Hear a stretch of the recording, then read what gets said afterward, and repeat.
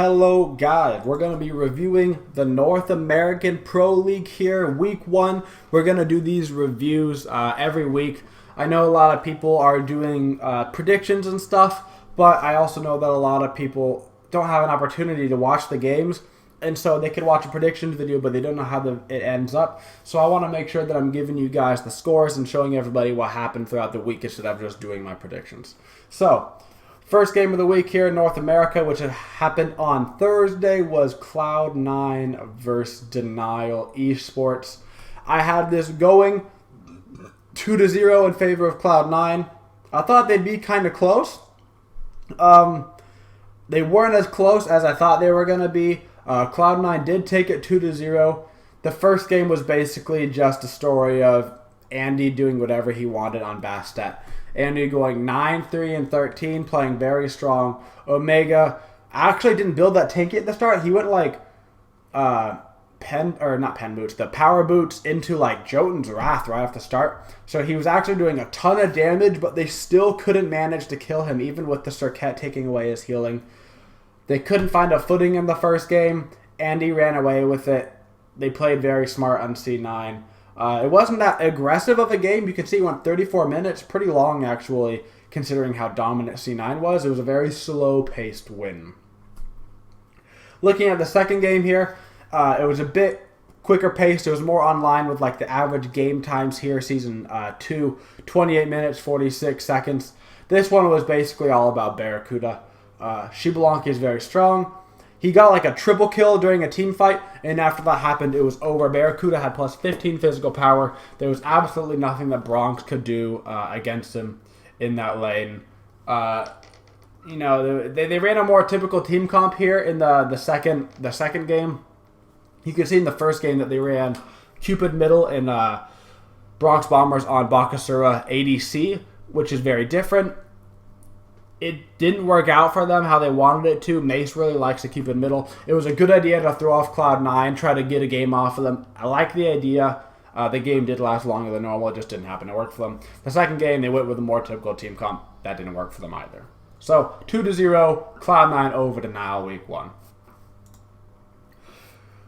AFK played TSM.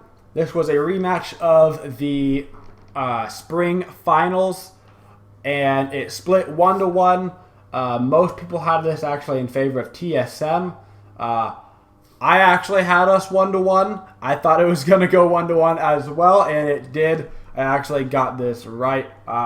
First game, there was a poor start by AFK in the solo lane. There was a situation, and the Weekend got killed for first blood. And then a spiral out of control kind of happened over there. The game was brought back at a goal Fury steal, and it was pretty much evened out at about the 10-minute mark or so. And then the rest of the game kind of shifted back towards TSM being dominant again, taking the game in 29 minutes. The second game was basically a super tanky team comp with lots of heals coming out from AFK. Allied going 7-0-11 on Shibalanki. Cyclone Spin going 7-2-8. Both of them doing extraordinary amounts of damage, combined with the large amount of CC brought about by Sylvanas, Chang'e, and Athena, really taking that one away. Divios uncharacteristically going 0-5-3, as well as Snoopy uncharacteristically going 0-5-3. Weaker games from those two. Gar's playing Nemesis actually in both games, getting 4 kills in both games. And 1 death in each game. Playing very strong, getting his fantasy lovers a lot of points. So hopefully you had Gars this week. But AFK and TSM split it 1-1. Eager and Enemy. I have this going 2-0 in favor of Enemy. I think most people did. The first game was not as convincing, I think, as Eager would have liked it to be. They didn't have their Hunter, Zatman, this week. They had to use Kabam. Kabam played very well, going 7-1-12 in the first game. Really, the whole team playing well. Aurora 6-2-16, Last 10-5, Dare 3-1, Totally 2-3, just kind of doing the solo lane thing. It just wasn't as convincing as a win as they kind of wanted, I think, to bring out. It was a win. It was a steady win. It just wasn't like a boom-in-your-face win, right? The second game was a boom in your face win. Kaboom going 7-0 and 5. Last going 6 and 3. Jerby did not find his footing this game, going 1-9 and 3.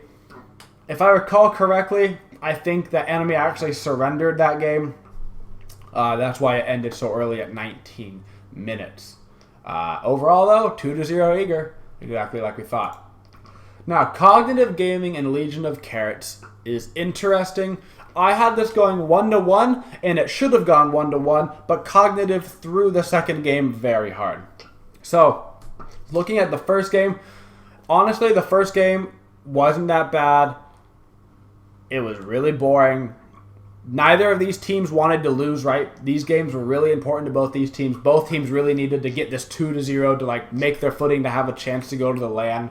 DJ Pernicus playing Circat going 2-1 and 8. Really what the big thing was in that game was Salt Machine was so tanky in the front line on tier that they couldn't do anything about it. Cog had a lot of opportunities in this game to make plays, and it just nothing came together the way that they wanted it to. I mean, if you look at the scores, they only had 4 kills on their team, and Carrots only had 14. But Jigs was 0-0 and 1 at the end of the game. Like, that's such a random score. Very, very slow-paced game. The second game, kind of the same thing in terms of kills. I mean, 13 kills on COG, 10 kills on Legion of Carrots. But Legion of Carrots actually wins this game with the lesser kill amounts. At one point, Cognitive was up like 7,000 gold. Teamfight goes wrong, things goes wrong, objectives get taken. Carrots play it right. DJ Pernicus played Cabrakan in the jungle, which was weird. That wasn't the reason why they won or lost or anything, which is weird. Salt Machine not playing very well on Arachne, going 1-5 and 6, but didn't matter. They played the way they needed to, and they came back and they kept their heads in the game, and they took it 2-0 in a series that should have gone 1-1.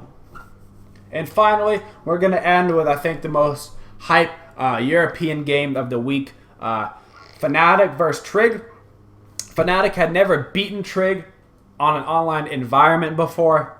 I had this going 2-0 in the way of Fnatic, and it did go 2-0 in the way of Fnatic. After their LAN performance, I don't think anybody could doubt Fnatic anymore that they were going to come back super strong, and they did. Mania going 6-0 and 6. Reals, the best hunter in Europe, arguably 6-0 and 6. Badger didn't die one time.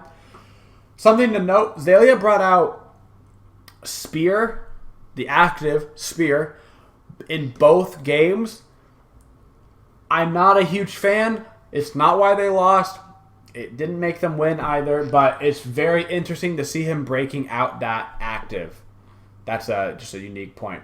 Reals going 10-1 and 5 in their second game on Anherd. Played Anherd both games.